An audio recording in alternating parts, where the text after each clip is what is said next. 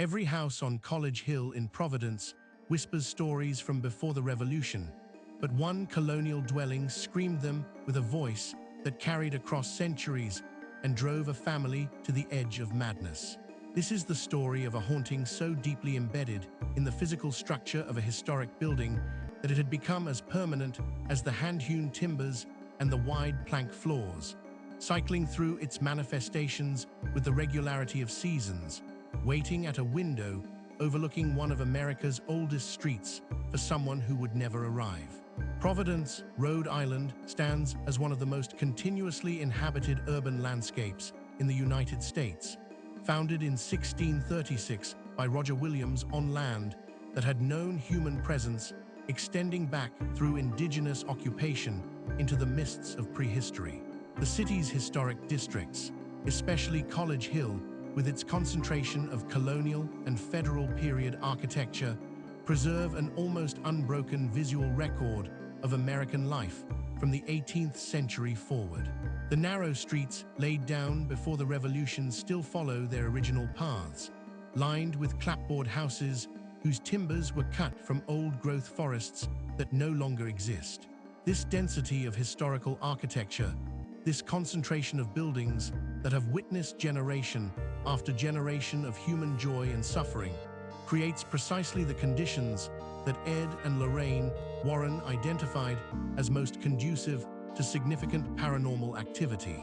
The Warrens investigated numerous cases throughout Rhode Island during their decades of work. But while the Harrisville farmhouse gained international attention, their files contained many other investigations that revealed the particular character of New England hauntings.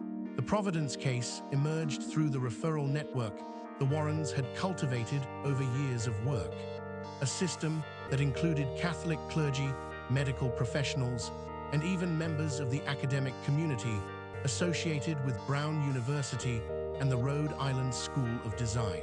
A family had purchased a pre-revolutionary property on College Hill specifically for its historical character, drawn to the authenticity of the architecture and the sense of living within a structure that had sheltered Americans through the birth of the nation and all the tumultuous centuries that followed. Within months of taking possession, they understood that the historical character they had purchased included something they had never anticipated. The manifestations began subtly, as the most significant hauntings often do, with sounds that could be rationalized as the settling of old timber and temperature drops that could be attributed to the inadequate insulation common in buildings of that vintage. But the phenomena intensified with a persistence that resisted rational explanation. The upper floors of the house, where the oldest structural elements were concentrated, became the primary sites of activity that could not be dismissed or ignored. A specific bedroom on the second floor emerged as the focal point of the haunting, a space that every member of the household came to regard with an instinctive dread they could not fully articulate. Each evening at approximately the same hour, the temperature in that room would begin to drop with a suddenness that defied the gradual cooling of night. The air would take on a quality that witnesses described not simply as cold, but as charged, as though the atmosphere itself were holding its breath in anticipation of something about to occur.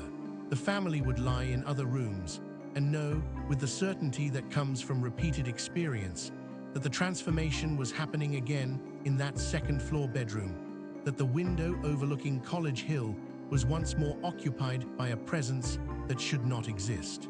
3 members of the household, on separate occasions weeks apart, witnessed the figure. Each sighting followed the same pattern. Entering the room in evening or early night, they would see her standing near the window, a woman in period dress whose appearance suggested the mid-19th century, her posture suggesting someone looking out onto the street below with an intensity of focus that transcended casual observation.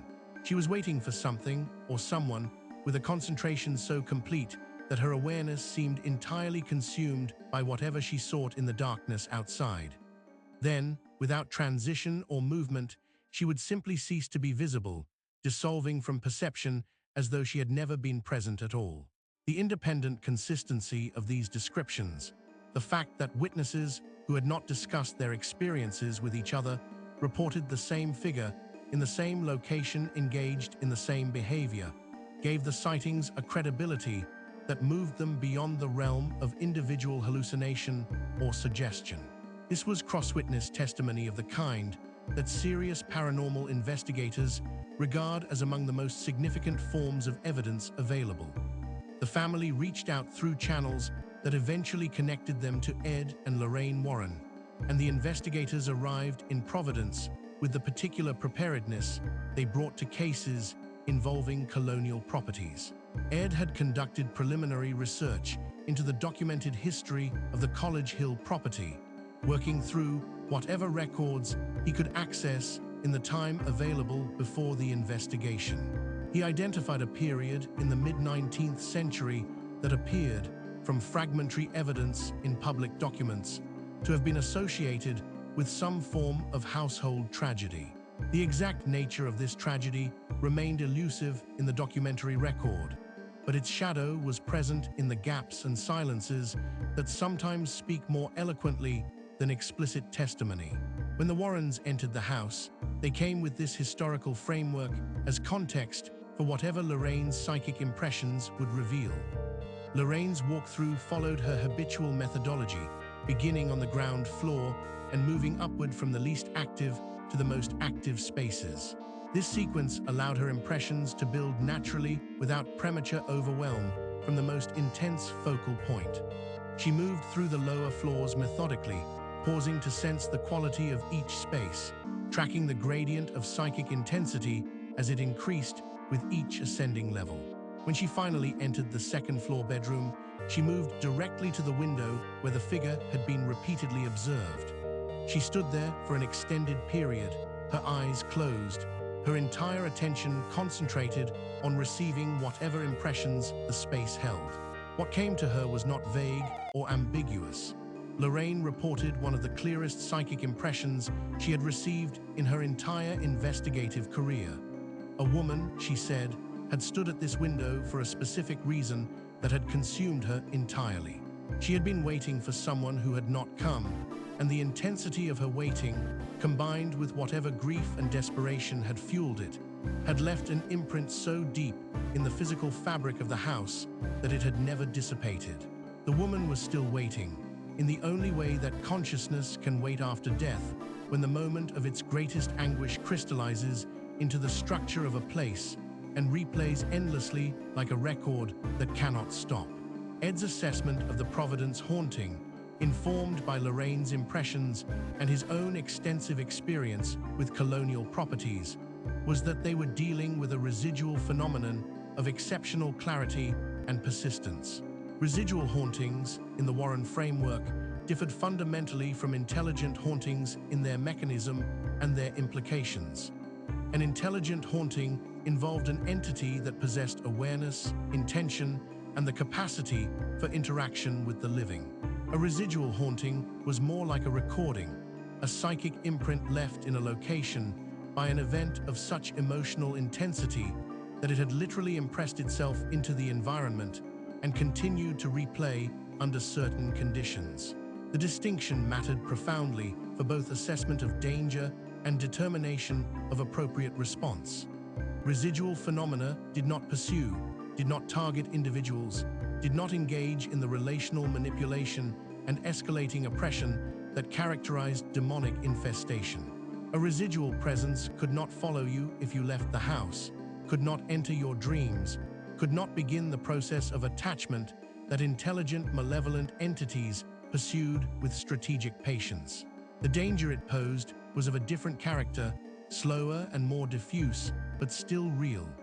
Living with a persistent manifestation of historical suffering, even when that suffering posed no direct threat, exacted a cumulative psychological toll. The normalization of the abnormal, the gradual accommodation to a home environment that included regular reminders of grief and death, eroded the sense of safety and peace that a home should provide. Ed also noted, with the caution he applied to all investigations involving deeply embedded phenomena, that residual sites of this intensity could attract intelligent entities. Concentrated historical suffering created a kind of psychic architecture that malevolent presences could exploit, using the embedded energy as a resource or foundation for their own manifestations. The absence of current evidence for such secondary presence did not guarantee permanent immunity, and the family needed to remain vigilant even if the primary phenomenon could be successfully addressed. The spiritual response Ed coordinated reflected his understanding that residual phenomena required a different approach than intelligent infestations. The formal rite of exorcism or aggressive house blessing used to confront and expel demonic entities was not appropriate for a residual presence that was not an active adversarial intelligence, but rather the psychic residue of human suffering. Instead, Ed arranged something that revealed the pastoral depth of his approach to paranormal investigation. He coordinated a memorial mass, offered specifically for the soul of the woman whose grief had left its impression in the second-floor bedroom. The mass was conducted by a Catholic priest from a Providence parish who had worked with the Warrens on previous Rhode Island cases, a clergyman who understood that the work of addressing paranormal phenomena was inseparable from the work of caring for souls, both living and dead. The ceremony was not conducted in a church, but in the bedroom itself, at the window where Lorraine had received her clearest impressions and where the figure had been repeatedly observed. The theological reasoning was clear. If the woman's suffering had crystallized at that specific location, then that location was where prayers for her soul should be offered, where the work of spiritual release should be attempted. Lorraine described the transformation of the space during and after the memorial as profound and immediate. The anticipatory quality that had characterized the bedroom, that sense of charged waiting that had made the atmosphere so oppressive, gave way to warmth and stillness. The air, which had felt tight with unexpressed grief, seemed to exhale and relax. Following the memorial, the priest conducted a formal blessing of the entire property, moving through each room with prayers of protection and sanctification. The combination of the memorial specifically addressing the suffering presence and the blessing securing the space created a comprehensive spiritual response. In the months following the ceremony, the family reported a fundamental change in the character of their home. The figure at the window was not seen again. The evening temperature drops ceased. The second-floor bedroom, which had been avoided whenever possible, became simply another room in the house. Whether the residual imprint had been completely erased or merely quieted into dormancy remained an open question, one that Ed acknowledged could not be definitively answered. What mattered was that the household had been restored to normalcy, that the house had been returned to what it should be. The Providence colonial haunting occupies a particular place in the Warren case files as an illustration that paranormal investigation, properly understood, extended beyond the dramatic confrontations with demonic entities that captured public imagination. Some of the most important work involved offering compassion to suffering human presences embedded in historic spaces, treating them not as problems to be solved, but as souls deserving of prayer and remembrance. Ed's willingness to arrange a formal memorial for a woman he had never known, whose very existence as the source of the haunting was based on psychic impression rather than documented proof, reflected a theological commitment that elevated his work above mere technical investigation into something approaching ministry. Lorraine frequently referenced the Providence case in later years when discussing the emotional dimensions of her investigative work, describing it as one of the clearest and most affecting encounters with a specific human presence whose suffering had survived physical death. The woman at the window had become, through Lorraine's impressions, not an anonymous phenomenon, but an individual whose story deserved acknowledgement and whose soul deserved the comfort of prayer. That the family was able to remain in their historic College Hill home, inhabiting its long history without fear, represented success not through expulsion of an enemy, but through offering peace to someone who had waited far too long.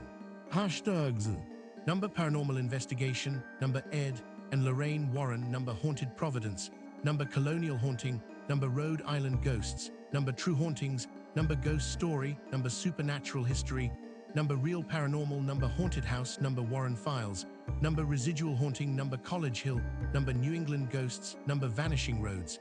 This story was created with AI assistance based on documented paranormal case files. All events reference real investigations by Ed and Lorraine Warren.